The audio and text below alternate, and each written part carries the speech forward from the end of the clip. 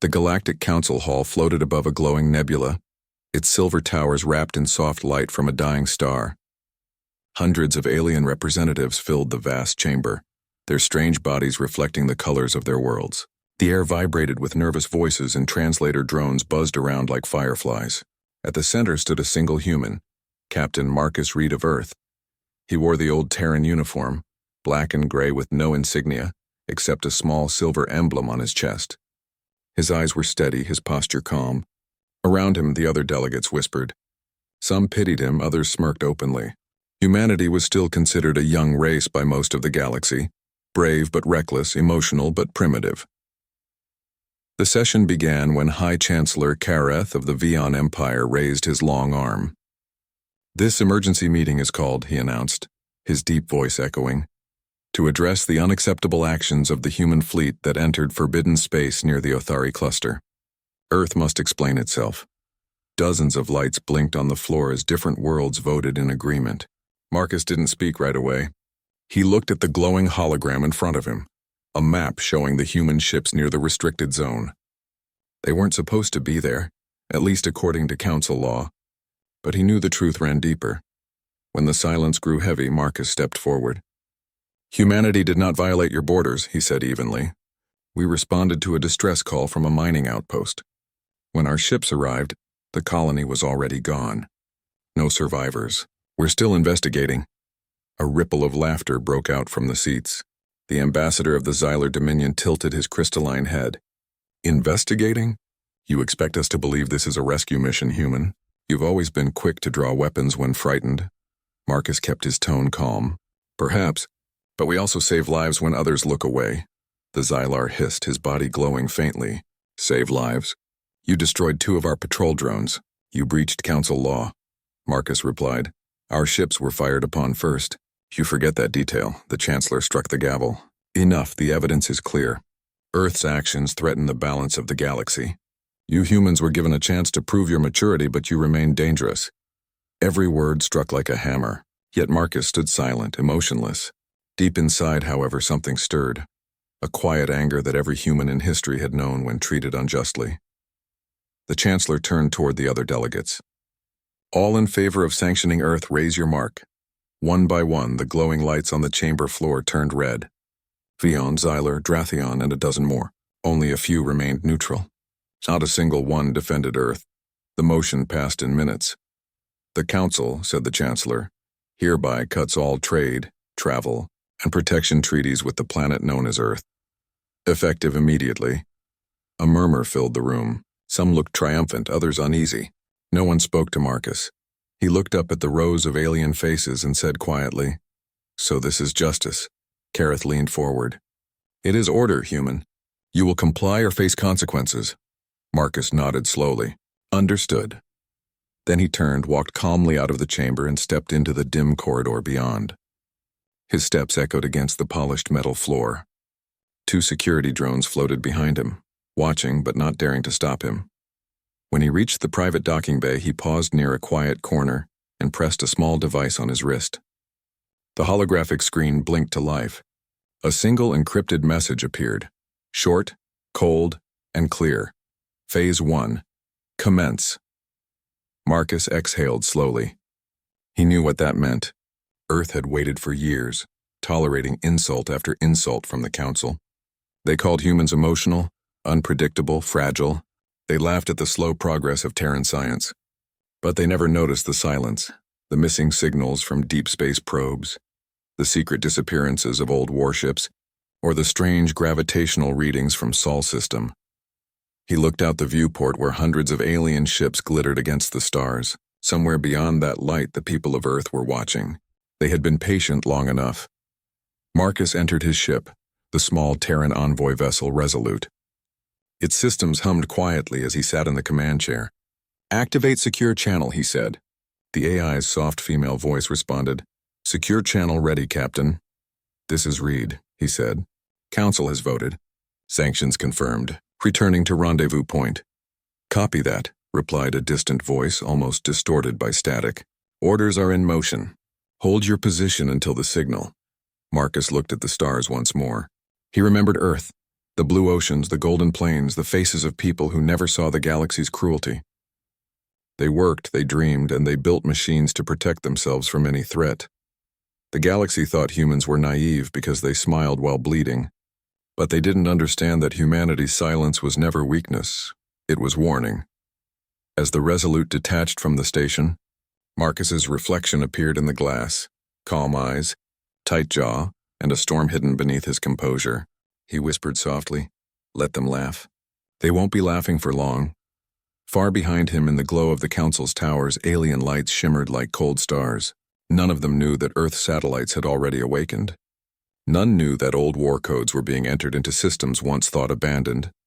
And none of them could imagine that before the next sunrise on their worlds, the galaxy would witness something it had never seen before, the wrath of Earth. The Terran envoy ship Resolute drifted through the blackness of space, silent and alone. Captain Marcus Reed sat in his chair, watching the holographic screens dance with data. The Council's signal of sanction still played in one corner, a cruel reminder of the vote that humiliated Earth in front of the galaxy. He replayed it once more as if studying the faces of those who condemned his homeworld. Each alien delegate had spoken with arrogance, their voices full of superiority. None of them had any idea what was coming. "Status report," Marcus said quietly. His ship's AI, a calm and feminine voice named Iris, replied, "We are clear of Council space. No pursuit detected." "Earth Command request confirmation of Phase 1 readiness," Marcus nodded. "Transmit confirmation code Alpha 7. There was a soft chime. Code transmitted. Earth Command acknowledges. He leaned back, eyes fixed on the void. It had begun. Humanity's quiet patience was over. For decades, Earth had hidden its true progress, developing in secret after centuries of being dismissed as primitive. The galaxy believed humans still used outdated drives and crude weapons, unaware that beneath the surface of Earth's moon and Mars, massive shipyards had been built. The Terran Alliance had prepared for this day since the first time an alien fleet threatened their colonies. Iris broke the silence again. "Captain, long-range sensors detect unusual energy bursts from Sol system. Pattern matches experimental Terran signatures." Marcus smiled faintly. That would be the Aegis network waking up. The Aegis network was a chain of orbital defense satellites around Earth, linked through quantum AI cores. It was a legend among Terran soldiers, a weapon of last resort that had never been used. Its activation meant one thing: the planet was no longer willing to be silent. He turned to the side console and opened a secure communication line. A familiar face appeared, a woman in a gray uniform with the Earth insignia glowing behind her. It was Admiral Hannah Voss, commander of the Terran Defense Fleet. Her expression was calm, but her eyes burned with purpose. "Captain Reed," she said, "the Council has made their move. You did well holding your ground." "I doubt they saw it that way," he replied. "They think we're broken." "Good," Voss said firmly. "Let them keep thinking that. Phase 2 begins soon. You're ordered to remain in neutral orbit and gather intelligence. We'll handle the rest." Marcus hesitated. "Permission to speak freely, Admiral?" "Granted. Are we really doing this?" "Full activation?" Voss nodded slowly. "They left us no choice. When the galaxy laughs at you long enough, you stop explaining and start reminding." Her image flickered as the connection ended. Marcus sat in silence, the weight of history pressing on his shoulders. Humanity had always been underestimated, mocked for its chaos and emotion. But emotion had built rockets, cured diseases, and faced extinction without surrender. That same emotion now turned toward survival and vengeance. Far away, beyond the range of the Council's sensors, strange signals began spreading through human space. Civilian freighters switched to military encryption. Mining colonies near the asteroid belt went dark. Entire communication networks shut down as if a curtain had fallen. The galaxy noticed, but too late. On the Council's central world, panic was beginning to grow. In the vast chamber where Marcus once stood, the delegates gathered again, this time with fear in their eyes. Reports flooded in from the outer sectors. Terran fleets moving silently, supply routes disrupted, and alien patrols vanishing near human borders. The Xylar ambassador hissed, his crystal body dimming. "They're mobilizing!" "They're violating the sanctions already." Chancellor Kareth slammed his staff on the floor. "Impossible. They do not have the power to wage war against us. But the Drathion delegate spoke in a low tone. Perhaps they do. My scouts report that entire human fleets have disappeared from their known coordinates. Either they're hiding, or they're preparing. The council chamber filled with anxious murmurs. Some called for immediate military action. Others warned against provoking a race that clearly had secrets. While the aliens argued, Marcus watched from his small ship, monitoring the council's communications feed. He could hear the chaos in their voices. The once arrogant leaders of the galaxy now sounded uncertain. He almost felt pity for them, but not enough to stop what was coming. Hours later, the signal came. A soft tone filled his cabin. "Message from Earth Command," Iris announced. Marcus straightened. "Read it." "One line only," the AI said.